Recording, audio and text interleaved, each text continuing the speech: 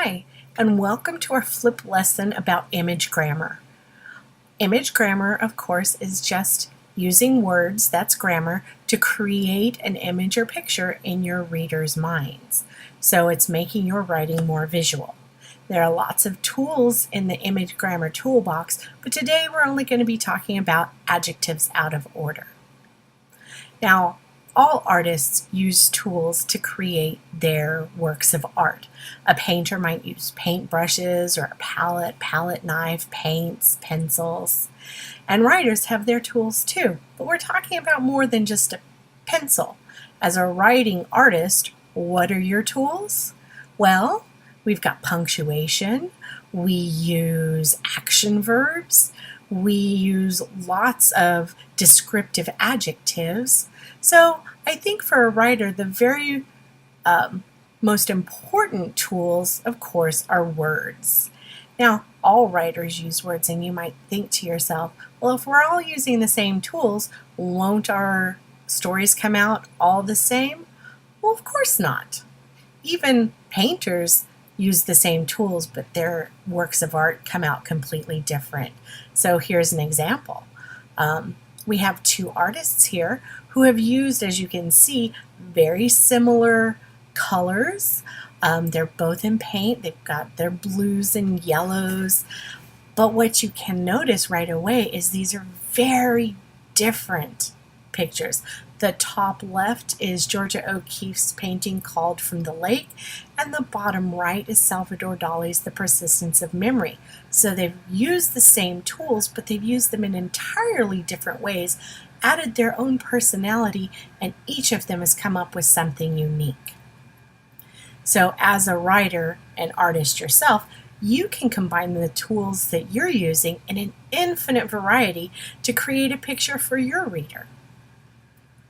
So we're going to just talk about 5 grammar techniques over the couple of weeks, and the first one we're going to talk about today is called adjectives out of order. Now, you know that in the normal writing style, a writer uses adjectives to add interest, to give more information, and adjectives usually add description before the noun. So as Halloween is coming, here's a very Halloween sentence for you. It was a dark and stormy night that hid the evil undead vampires as they stalked their prey. So in the blue we have 2 nouns, night and vampires, and the words that describe them in orange are our adjectives. Night, what kind of night was it? It was dark and stormy. What kind of vampires were they? Were they sparkly and kind? No, they were evil and undead. So, adjectives out of order simply means that you take the adjective that usually comes before the noun and put it after the noun, setting them off with commas.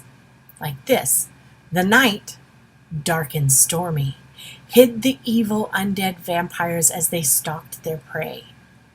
Now when you do that, if you notice, it kind of slows down the sentence. It makes it seem more mysterious. You could have also done it the other way. Let's switch the adjectives that describe vampire. The dark and stormy night hid the vampires, evil and undead, as they stalked their prey.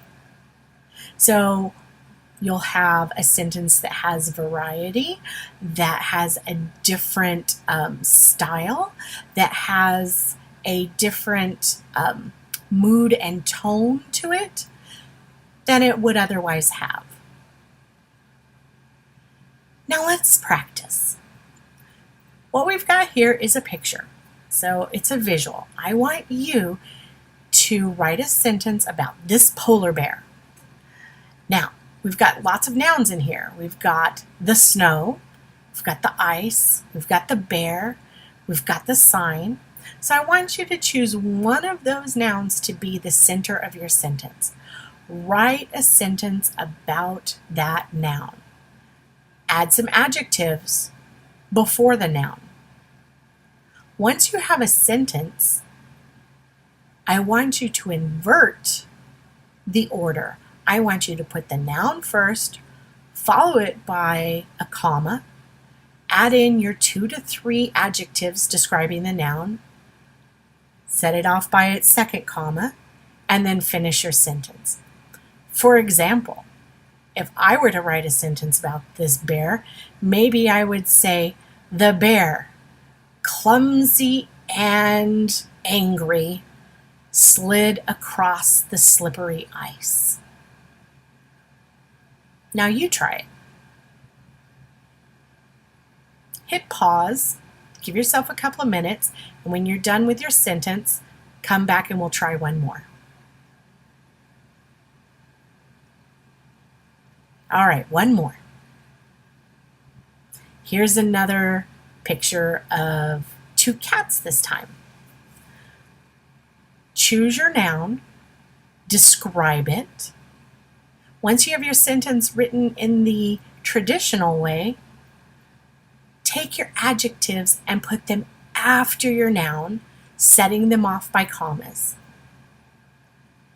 Bring your favorite sentence from this practice to class and we'll share them out in our groups, and then we will put a few on the overhead and look at some samples and see how they enhance our writing.